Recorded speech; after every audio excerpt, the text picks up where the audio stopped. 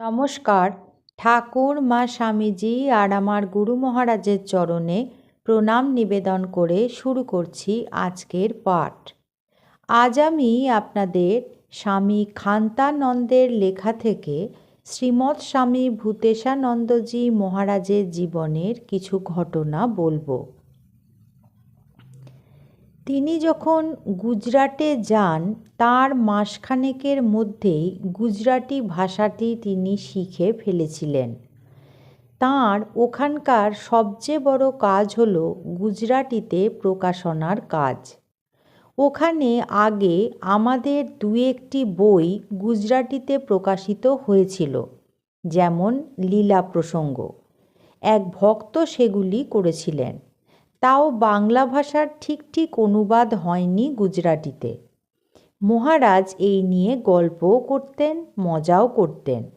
যেমন শশাকে করেছে শশক, মানে খরগোশ, এই রকম। স্বামী বিবেকানন্দের শতবার্ষিকী উৎসবের সময় সব ভাষায় স্বামীজির বই প্রকাশ করা হচ্ছে, ইংরেজি, বাংলা, হিন্দি। ওখানে সবাই বলল গুজরাটি ভাষাতেও প্রকাশ করা হোক। তখন স্বামী ভূতেশানন্দজি মহারাজ বললেন, এর জন্য তো টাকা লাগবে, টাকা কোথায় পাব? পরে অবশ্য টাকার জোগাড় হয়। কেন্দ্রীয় সরকার অনেক টাকা দিলেন, ভালো অনুবাদকও পাওয়া গেল। স্বামীজির ইংরেজি রচনাবলী, শ্রীরামকৃষ্ণের জীবনী, স্বামীজির জীবনীর সুন্দর অনুবাদ প্রকাশিত হল মহারাজের চেষ্টায়। স্বামীজির জীবনী ন্যাশনাল বুক ট্রাস্টের প্রথম পুরস্কার পায়, কিন্তু এই পরিশ্রম ভূতেশানন্দজির অনেক আয়ু কমিয়ে দিয়েছিল। সকালবেলা স্নান সেরে চা খেয়ে বসতেন, খাওয়ার ঘণ্টা পড়লে খেয়ে একটু বিশ্রাম করে আবার বসতেন, আর একেবারে সন্ধ্যারতি পর্যন্ত চলত তাঁর লেখা। নিজে সব দেখতেন, ভালো গুজরাটিও শিখেছিলেন। তার শরীর যাবার কয়েক বছর আগে তিনি বলেছিলেন, নিশিকান্ত, তোমাকেই বলছি, বইয়ের মর্ম আর অন্য কেউ জানে না। গুজরাটি পাবলিকেশনে পরিশ্রম কতটা হয়েছে তাও কেউ জানে না। আমি ইংরেজি, বাংলা, হিন্দি সব কটি দেখেছি, সবচেয়ে ভালো হয়েছে গুজরাটি ভাষাতে। কথামৃত গুজরাটি ভাষায় বেরিয়েছে। ভূতেশানন্দজি মহারাজ তখন মঠে আছেন। কথামৃতের প্রথম শ্লোক, তব কথামৃতং যে ভুরিদা জনা। গুজরাটি বইতে আছে তে ভুরিদা জনা।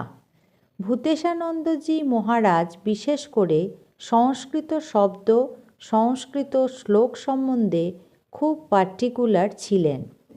সংস্কৃত শব্দ, সংস্কৃত শ্লোক এইগুলি তাঁর নজরের বাইরে যাবে না, সব নির্ভুল হওয়া চাই।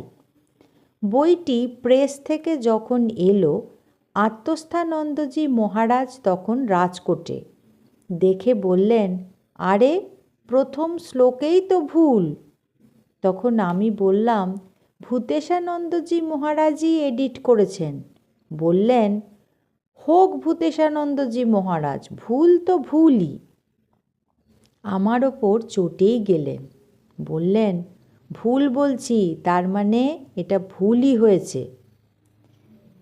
আমি বলছি, ভূতেশানন্দ স্বামী এটা দেখে গেছেন, এতে ভুল হতেই পারে না, আমার এতটা বিশ্বাস আছে। তখন উনি বললেন, এটা ওর নজরের বাইরে গেছে, এটা দেখেননি হয়তো। আমি তখন বললাম, মহারাজ, ভূতেশানন্দজি মহারাজ খুব পার্টিকুলার, উনি প্রুফ দেখেছেন, এটা তাঁর হাত দিয়েই বেরিয়েছে। সংস্কৃত শব্দ, সংস্কৃত শ্লোক তিনি নিজে না দেখে দেবেন না, এটা আমার দৃঢ় বিশ্বাস। আত্মস্থানন্দজি মহারাজ তখন বললেন, এটা প্রেসের ভুল। আমি আর কোনো কথাই বললাম না। ভূতেশানন্দজি স্বামী একজন পণ্ডিতের সঙ্গে সংস্কৃত শব্দ, সংস্কৃত শ্লোক, শাস্ত্রাদি নিয়ে আলোচনা করতেন। আরতির পর বইখানা নিয়ে আমি তাঁর কাছে চলে গেলাম। পণ্ডিত মশাই আমাকে এত রাতে দেখে অবাক। আমি বইটি খুলে বললাম, দেখুন তো শ্লোকে ভুল আছে কি না। তিনি দেখে বললেন, না তো, কোনো ভুলই নেই। আমি বললাম, তে ভুরিদা জনা, এটা ঠিক আছে? একজন বললেন, ঠিক নেই। তিনি তখন বললেন, দুটোই হয়, তে ভুরিদা জনা ও হয়, আবার যে ভুরিদা জনাও হয়, দুইটি ভাগবতে আছে। তাঁর কাছে দুটি ভাগবতী ছিল। আমি বই দুটো নিয়ে চলে আসি। এদিকে খাবার সময় আমি নেই, সবাই খোঁজ করছে। আমি আসতেই আত্মস্থানন্দজি মহারাজ বললেন, কোথায় গিয়েছিলে? আমি তখন বললাম, এই একটু বাইরের কাজে গেছিলাম। খেয়ে দেয়ে আত্মস্থানন্দজির কাছে এসে বললাম, মহারাজ, আমি জানি ভূতেশানন্দজি মহারাজের সংস্কৃত শ্লোক ভুল হতেই পারে না। এই দেখুন দুটি বই, দুটিই আছে, তেও আছে, যেও আছে। তিনি তখন বললেন, বাবা, তুমি তো কম নও দেখছি। ভূতেশানন্দজি মহারাজ চলে আসবেন রাজকোট শহর থেকে। শহরের লোক বিদায় সম্বর্ধনা দেবে। অনুষ্ঠান হলো সৌরাষ্ট্র সরকারের অ্যাসেম্বলি হলে। হল ভর্তি লোক। ৩-৪ জন মন্ত্রী এসেছিলেন। ভূতেশানন্দজি সম্বন্ধে বক্তৃতা দেওয়া হচ্ছে। তাঁর কাজকর্মের কথা বলা হচ্ছে। একজন ভদ্রলোক বললেন, তাকে চেষ্টা করলাম রাখার জন্য। রামকৃষ্ণ মিশনের সাধু, বেলুড় মঠ নিয়েই যাবে। সভাটি হয়েছিল দেখার মতো। 50টা প্রতিষ্ঠান, প্রত্যেকের নাম করে করে মালা দিয়েছে। মালার স্তূপ হয়ে গেল। একজন বলছেন, মহারাজ মঠে যাচ্ছেন ভালোই, গুজরাটের কোনো সাধু তো রামকৃষ্ণ মিশনে নেই। এখান থেকে বুঝবো বেলুড় মঠে আমাদের একজন গুজরাটি সাধু আছেন। রজনীশের কথা মনে পড়ছে। তাঁর নামও ছিল, বদনামও ছিল। তখন তিনি ছিলেন বোম্বাই ইউনিভার্সিটির জৈন দর্শনের অধ্যাপক। শহরের লোকেরা তাকে বক্তৃতা দিতে ধরেছে, কিন্তু সেই সভায় সভাপতিত্ব করার লোক পাওয়া যাচ্ছে না। এত বড় জ্ঞানী লোক কেউ সভাপতিত্ব করতেই চাইছে না। ভূতেশানন্দজি মহারাজকে এসে ধরা হলো। তিনি বললেন, না, ওই মিটিংয়ে সভাপতিত্ব করতে আমি যাব না। আমি রজনীশের থিওরি মানি না। তার মতবাদ আমাদের সঙ্গে মেলে না। পরের দিন মহারাজকে টেনে নিয়ে যাওয়া হলো আশ্রমের পিছনেই, যেখানে গান্ধীজি উপবাস করেছিলেন। যাওয়ার সময় আমাকে বললেন, নিশিকান্ত, তুমিও চলো। ডায়াসে রজনীশ আর ভূতেশানন্দজি মহারাজ। রজনীশ 1 ঘন্টা বক্তৃতা করলেন। ভূতেশানন্দজিকে দেখলাম মাঝে মাঝে পকেট থেকে একটা কাগজে পেন্সিল দিয়ে কী যেন লিখছেন। রজনীশ বেদান্ত থেকে উদ্ধৃতি দিয়ে বলছিলেন, বেদান্ত দর্শন কিছুই না, জৈন দর্শনকেই প্রাধান্য দিচ্ছেন, আর সকলের মুখ কালো হয়ে যাচ্ছে। এরপর মহারাজ সভাপতির অভিভাষণ দেবেন, রিপ্লাইও দেবেন। মহারাজ বলে উঠলেন, আমি আসতে চাইনি। রজনীশজি পণ্ডিত, বোম্বাই ইউনিভার্সিটি জৈন দর্শনের অধ্যাপক। তাঁর মত আমার সঙ্গে মেলে না।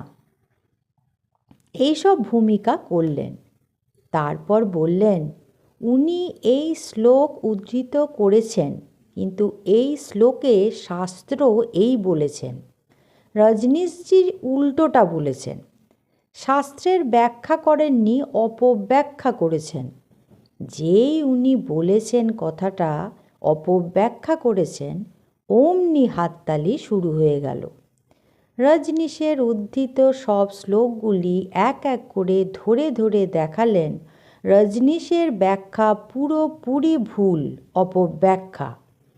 রজনীশ 1 ঘন্টা বলেছিলেন, ভূতেশানন্দজি মহারাজ 1.5 ঘন্টা ধরে বললেন।